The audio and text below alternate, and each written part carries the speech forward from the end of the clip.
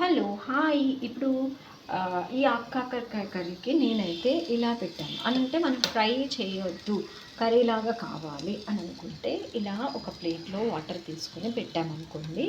దీనిలో ఉన్న వాటర్ ఏమవుతుంది అని అంటే ఒక్కొక్క డ్రాప్ లాగా ఈ కర్రీలోకి వెళ్ళిపోతుందండి. అప్పుడు ఇది కొంచెం మనం కలుపుకోవటానికి ఈజీగా ఉంటుంది. ఒకవేళ ఫ్రై అవుతే ఏమవుతుంది అని అంటే మనకి కర్రీలాగా కనిపించదు, అంటే ఫ్రై లాగా ఉంటుంది. ఇప్పుడు రసం కానీ లేకపోతే నెక్స్ట్ సాంబార్ కానీ ఉంటే దానిలోకి బాగా పనికొస్తుంది.